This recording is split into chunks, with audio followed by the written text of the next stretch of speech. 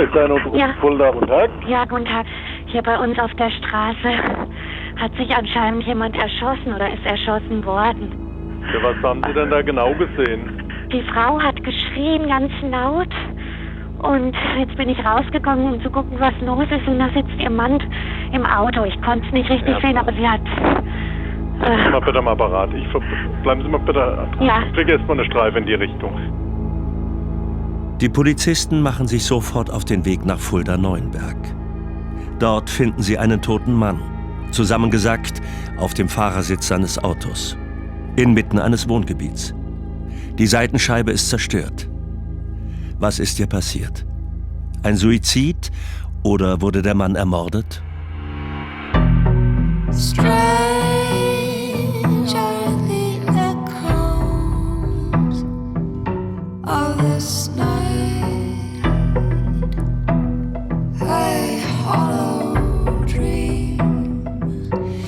This hollow room, strange is the absence of the light.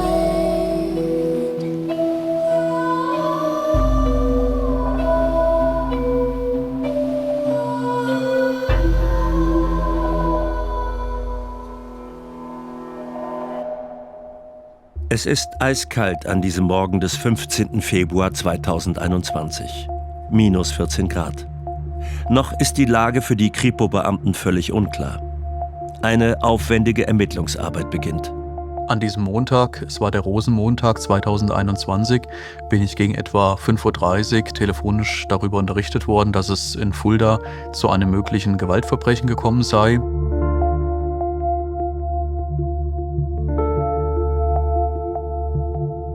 Die Rede war davon, dass eine männliche Person durch eine mögliche Schussverletzung gewaltsam zu Tode gekommen sei. Zu dieser Zeit stand allerdings auch noch die Möglichkeit im Raum, dass ein möglicher Suizid hier vorlag. Und es wurde dann entschieden, dass ich mit meiner Kollegin den Einsatz am Tatort federführend übernehme. Um 5:45 wurde ich aus dem Bett geholt.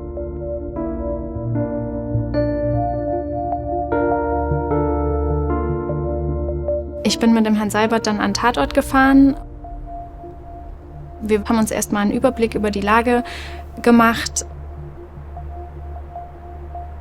um die Anwohner und auch die Spuren zu schützen, wurde das Auto mit Folie abgedeckt. So haben wir das dann vorgefunden. Der Tatort war weiträumig durch Kräfte der Schutzpolizei abgesperrt. Es war an diesem Morgen bitterkalt.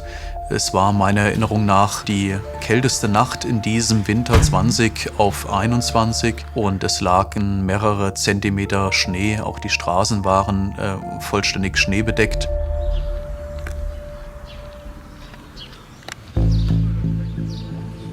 Wir konnten sehen, dass der Geschädigte im Auto noch saß. Er war leicht nach vorne gesackt und man konnte auch sehen, dass ein Einschuss zwischen Auge und Nase war. Man sah deutlich, dass diese Person im Bereich der Nase einen Einschuss aufzeigte und die Scheibe auf der Fahrerseite, die war zerstört. Auf meine Nachfrage hin, ob denn irgendwo Hülsen vorgefunden worden seien oder ob man schon eine Waffe gefunden habe, hat man mir dies nur verneint. Trotz alledem schlossen wir immer noch einen Suizid nicht aus. Die Polizisten untersuchen zunächst das Auto des Toten. Werden sie Spuren finden, die ihnen weiterhelfen? Die Beifahrerseite war mit 2 Löchern beschädigt und auch entsprechend komplett gesprungen, aber an sich noch intakt im Rahmen. Und da konnte man aber schon sehen, entsprechend, wie eventuell auch ein Schussverlauf sein könnte und dass es da sehr unwahrscheinlich ist, dass er sich selbst im Fahrzeug erschossen hat. Das in Verbindung mit einer nicht vorhandenen Waffe lässt sich natürlich schwerlich mit einem Unfallgeschehen oder einem Suizid in Verbindung bringen, sodass wir dann ganz sicher waren, wir haben es hier definitiv mit einem Tötungsdelikt aus fremder Hand zu tun. Der Täter hat mehrere Schüsse auf das Auto abgefeuert. Eine Kugel trifft den Mann in den Kopf. Es wirkt wie eine Hinrichtung. Wer ist das Opfer? Und hatte er Feinde? Bei dem Opfer handelt es sich um einen 41-jährigen Mann, der aus Syrien stämmig ist und der später mit seiner Familie nach Deutschland eingereist ist. Er war hier in Deutschland auf jeden Fall angekommen. Er hatte schon verschiedene Arbeitsstellen und hat zuletzt in einer Bäckerei gearbeitet, wo er auch an diesem Morgen sich auf seinem Arbeitsweg befand. Die Familie des Opfers lebte seit etwa 5 Jahren hier in Fulda, schien dort sehr integriert. Er wurde als sehr freundlicher Mann beschrieben, er habe immer gegrüßt, habe nach dem Wohlbefinden gefragt, die Kinder seien sehr höflich gewesen. Das alles ließ zunächst nichts erkennen, was da irgendwie ein Argwohn in eine bestimmte Richtung geweckt hätte. Denn was man natürlich da vermutet, da sitzt jemand erschossen im Auto, ein vorangegangener Streit bei einem missglückten Geschäft mit Betäubungsmitteln oder was auch immer. Sind so diese Bilder, die man vielleicht erstmal im Kopf hat. Aber nichts deutete auf eine solche Geschichte im Hintergrund eben hin. Wenn man dort an dem Fahrzeug draußen steht, schaut sich das an und man sieht diesen Mann dort zusammengekauert sitzen, ist es das eine. Wenn man aber dann im Hintergrund weiß, dass es direkt vor seiner Haustür passiert und jetzt im Haus, da wartet jemand auf ihn oder dort sind Leute da, die um ihn trauern und nicht nur irgendwer, sondern eine Familie bestehend aus einer Frau und 5 teils auch noch kleinen Kindern, dann weiß man, hier hat nicht nur ein Mann sein Leben verloren, sondern hier weiß man auch, hier hat eine Familie den Vater verloren. Das ist nichts, was einem kalt lässt und was einem einfach stupide seine Arbeit machen lässt. Die Familie steht unter Schock. Die Ehefrau hat ihren Mann Abdulaziz am Morgen tot in seinem Auto aufgefunden. Eine schwierige Situation, mit der die Beamten sensibel umgehen müssen. Trotzdem haben sie wichtige Fragen an die Witwe. Wir haben erstmal unseren Fokus drauf gelegt, dass wir ins Haus wirklich zur Familie gegangen sind und da war auch schon eine Notfallseelsorgerin vor Ort, die entsprechend die Familie auch betreut hat. Es hat sich um die Ehefrau mit 5 Kindern gehandelt, 2 Jungs und 3 Mädchen. Und uns ging es natürlich jetzt auch darum, schnellstmöglichst herauszufinden, ist denn eventuell da schon ein Täter bekannt? Wie war das alles? Konnte sie noch jemanden eventuell auch wegrennen sehen? Die Ehefrau konnte uns dann eben auch sagen, wie das alles vorgefallen ist. Sie ist aufgewacht und hat aus dem Wohnzimmerfenster raus, was genau zur Straße zeigt, gesehen, dass ihr Mann im Auto sitzt und die Lichter brennen. Sie ist dann auf Toilette gegangen und als sie wiederkam, war eben immer noch das Auto da mit dem eingeschalteten Licht und da hat sie versucht, ihren Mann anzurufen. Sie hat tatsächlich 3-mal versucht, ihren Mann anzurufen, ohne dass er drangegangen ist und ist danach eben aus dem Haus gegangen, um zu ihm zu gehen, um zu fragen, was los ist. Und da hat sie eben das Auto vorgefunden. Da war die Fahrerscheibe tatsächlich noch intakt, aber sie war wohl beschädigt und sie hat aber die Tür nicht aufbekommen und hat da wirklich dann auch Panik bekommen, hat geschrien und durch dieses Schreien sind dann eben auch Anwohner und Nachbarn drauf aufmerksam geworden. Dadurch sind ihre Kinder aufgewacht und dann sind mehrere Kinder auch raus zu ihr vor Ort gekommen.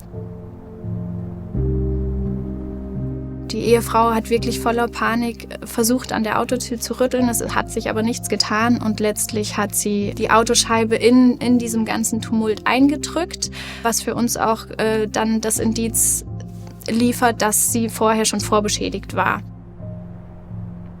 Sie hat uns auch beschrieben, dass sie ihren Mann abgeschnallt hat und auch den Schlüssel aus dem Zündschloss gezogen hat, dass er wirklich eigentlich startklar war. Der Motor lief, das Licht war an, er war angeschnallt. Abdulaziz D. muss von seinem Mörder überrascht worden sein. Von diesem fehlt bisher jede Spur. Die Kripo-Beamten wollen von der Familie wissen, ob sie einen Verdacht hat, wer ihren Vater und Ehemann erschossen haben könnte. Wir müssen sehr sensibel mit der Familie umgehen, ohne aber gleichzeitig zu vergessen, dass wir trotzdem die Strafverfolgung im Blick haben müssen. Aus polizeilicher Sicht muss man ganz ehrlich sagen, sie müssen in dem Moment da durch, weil wir müssen wirklich gucken, finden wir den Täter noch? Wir müssen die Fahndung entsprechend einleiten und wollen natürlich den entsprechenden Täter festnehmen. Und ohne die Familie dazu zu befragen, ist das einfach nicht möglich. Das ist für uns einfach eine notwendige Ermittlung, die getätigt werden muss. Die Frau und die Kinder konnten uns zum Motiv keine Hinweise liefern. Er hatte keine Feinde. Sie können sich absolut nicht vorstellen, wer das getan haben könnte.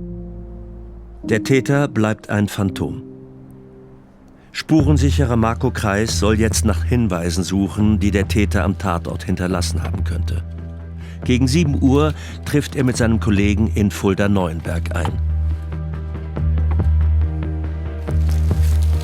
Meine Aufgabe war es erstmal, das Fahrzeug mit dem Verstorbenen drin ordentlich zu dokumentieren, fotografisch.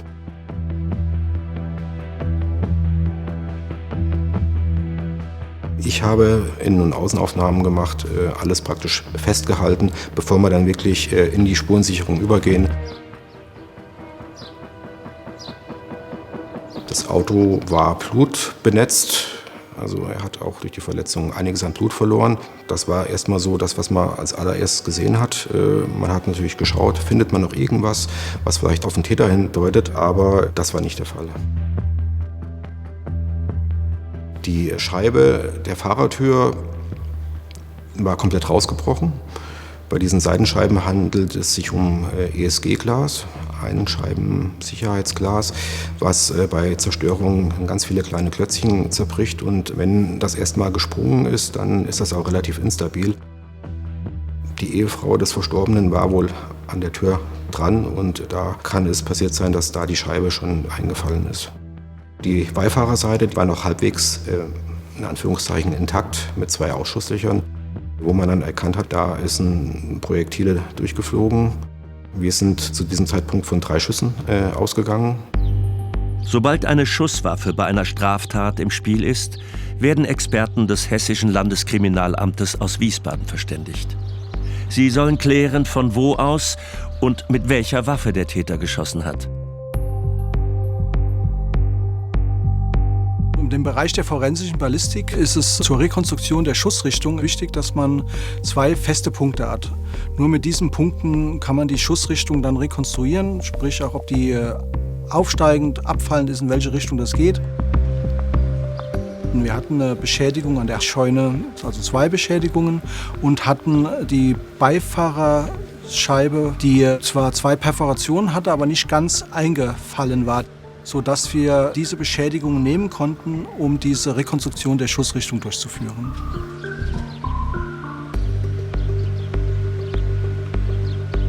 Bei der Absuche nach diesen Projektilen hinter dem Fahrzeug gab es auffällig, das hatte ich in meiner Laufbahn auch noch nicht so oft, Perforationen in diesem Blattwerk von dieser Efeuhecke. Und tatsächlich konnten wir dieser Efeuhecke 2 korrespondierende Perforationen feststellen, wo es möglich war, diese zu sondieren. Die Vertäfelung dieser Feldscheune war ein idealer Abdruckgeber für diese Geschosse und man hat erkannt, dass die seitlich eingedrungen sind. Das erklärt sich dadurch, dass die Geschosse vorher die Seitenscheibe durchschlagen haben und nach diesem Durchschlagen der Seitenscheibe in eine instabile Flugbahn übergehen und durch dieses Trudeln dann seitlich eingeschlagen sind. Die Punkte werden beim Sondieren markiert und die Tatortgruppe scannt in diesem 3D-Laserscan-Verfahren den ganzen Tatort ein.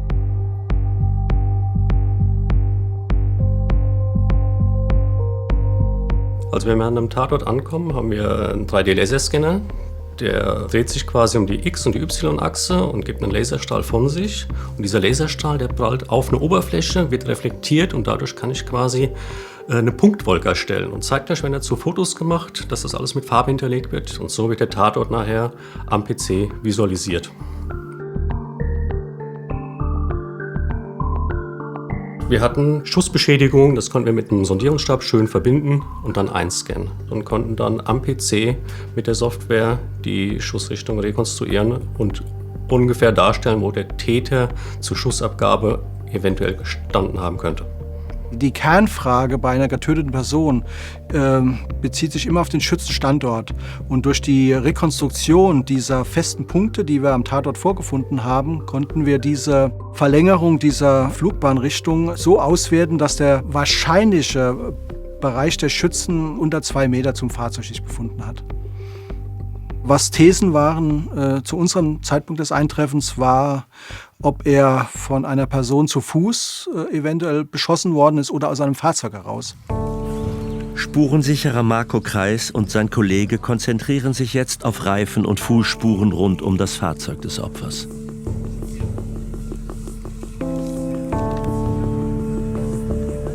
Am Schnee, gerade an einer Straße, wo auch noch ein öffentlicher Durchgang ist für Fußgänger, ist es natürlich für die Spurenlage nicht besonders erfolgversprechend, weil eine Vielzahl, unzählige Spuren waren da zu sehen, von Fahrzeugen, Fußgängerspuren, also alles, was dort hinterlassen worden ist, war überlagert, also eigentlich für die Spurensicherung suboptimal.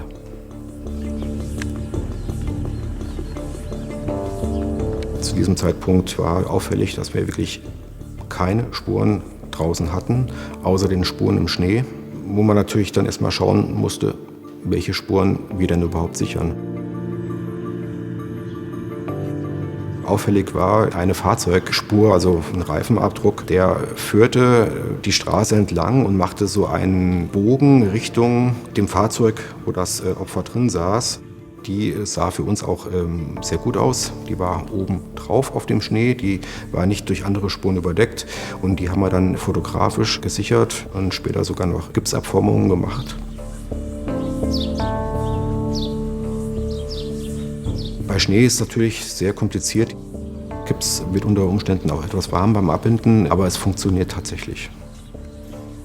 Es war relativ kalt, das Wasser war relativ kalt und wir haben das angerührt und die Kollegen konnten die Spur sichern. Im Nachgang wurden dann sämtliche Fahrzeuge erhoben von den Rettungskräften, von Feuerwehr, vom Roten Kreuz und wir haben dort die Reifenprofile dokumentiert, fotografiert und diese Spur, die so aussah wie so ein Schlenker, der an das Fahrzeug ranfährt, konnte dann einem Fahrzeug der Rettungskräfte zugeordnet werden. Wenn er wirklich da vorbeigegangen ist, hat er am Fahrzeug definitiv keine Spuren hinterlassen.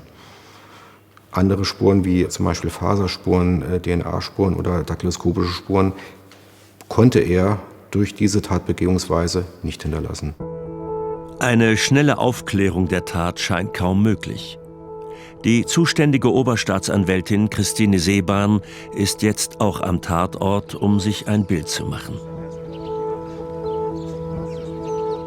Ich hatte ehrlich gesagt Sorge, weil eben die Schüsse von außen auf den Pkw abgegeben worden waren und dann keine Spuren am Tatopfer zu erwarten waren. Es war nachts oder am frühen Morgen, es war dunkel, es war nicht zu erwarten, dass es Augenzeugen gab.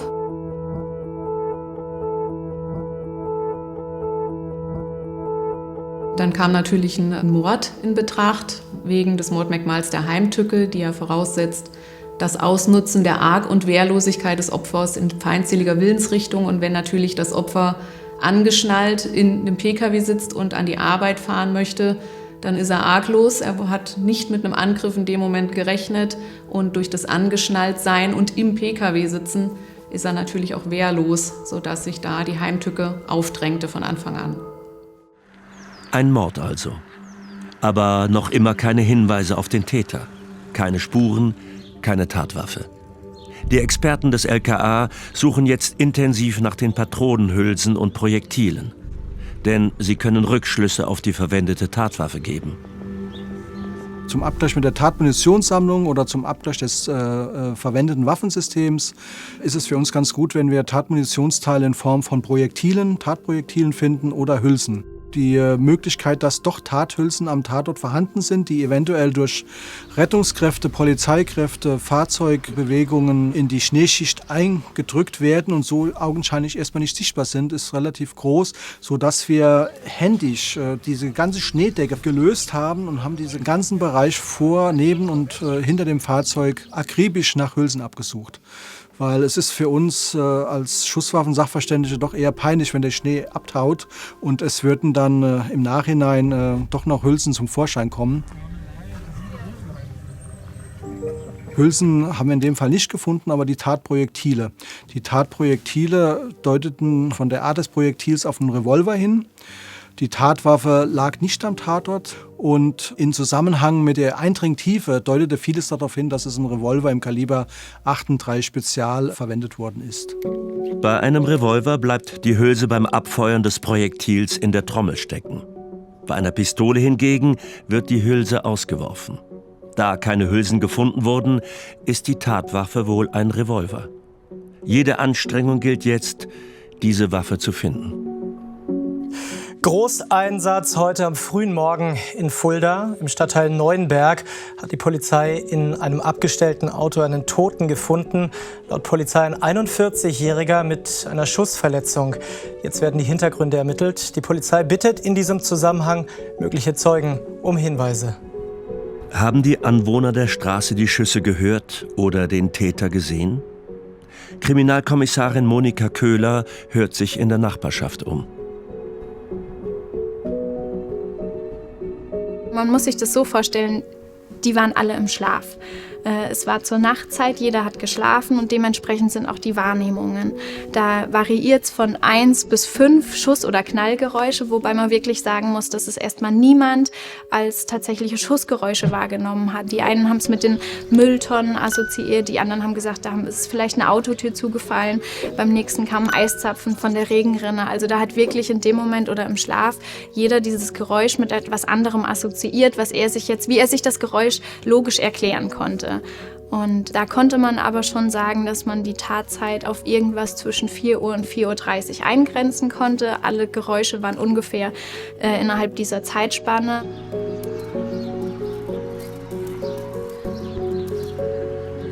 Tatsächlich haben wir keine Zeugen, die den Täter gesehen haben. Auch die Ehefrau selbst, die ja ihren Mann noch im Auto hat sitzen sehen, bevor sie angerufen hat, konnte von keiner Person berichten. Und auch die Zeugen, die meisten waren eben noch im Bett tatsächlich gewesen.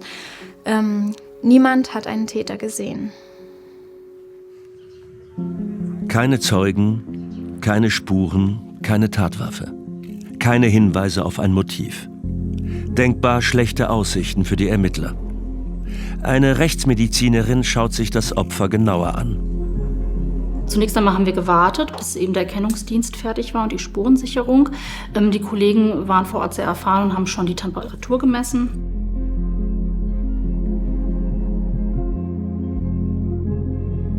Was wir natürlich auch gemacht haben, dass man sich den Leichnam zunächst einmal oberflächlich anguckt.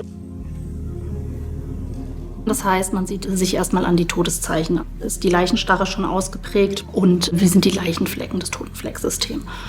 Und dann haben sämtliche Untersuchungen aber erstmal Zeit.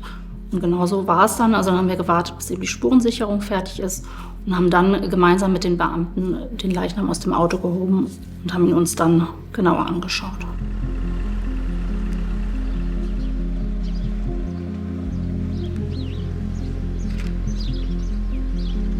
Die Leichenflecken waren sehr leicht wegdrückbar, also man konnte sie quasi wegstreichen.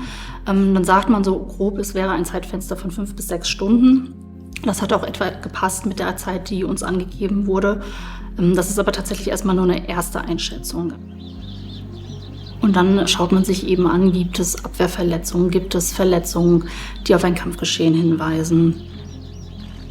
Was man zunächst gesehen hat, dass es eine einzige Verletzung gab, und zwar am inneren Augenwinkel auf der linken Seite. Ansonsten wies der Leichnam keinerlei anderen Verletzungen auf, also keine Abwehrverletzungen, keine Spuren, dass ein Kampfgeschehen stattgefunden hat. Der Leichnam des 41-jährigen Familienvaters wird zur Rechtsmedizin nach Gießen gebracht. Am nächsten Morgen wird Laila Malolepsi den Mann obduzieren.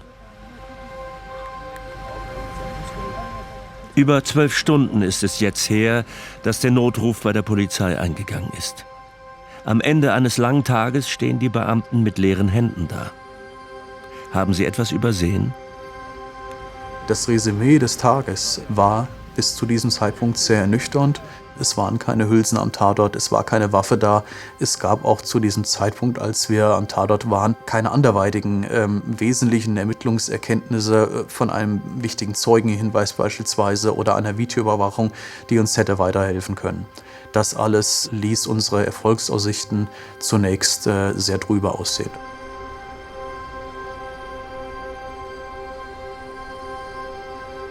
Als wir dann auf der Dienststelle ankamen, ließ ich mir die dort erfolgten Ermittlungsmaßnahmen schildern.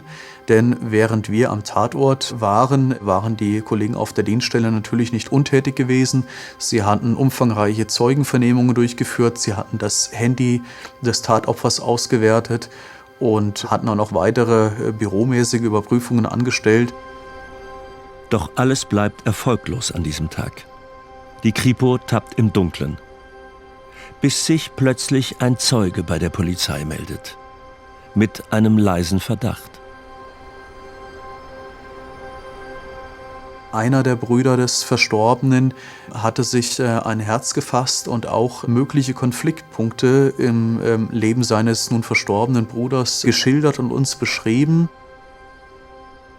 Das war eine Konfliktsituation mit einer Person, die ebenfalls wie er 2015, 2016 aus Syrien hier nach Deutschland gekommen ist. Diese beiden Personen wurden wie Brüder beschrieben. Sie seien aus einem gleichen Dorf gekommen, hätten die Flucht hier nach Deutschland angetreten, hätten hier Heimat gefunden. Und dieser Mann sei ebenfalls Familienvater, ebenfalls 5 Kinder.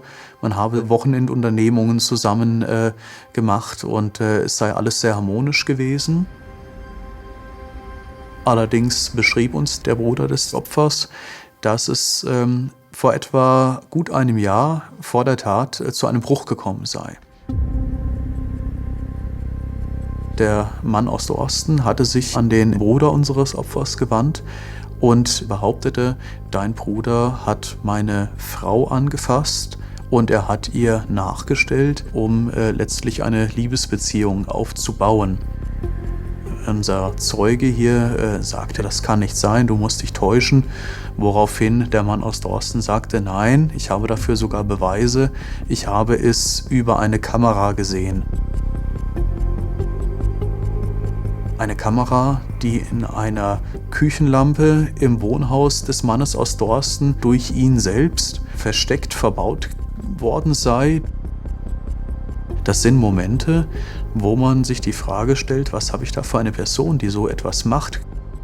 Da müssen schon besondere Momente dazu geführt haben, dass ich überhaupt zu solchem Handeln komme.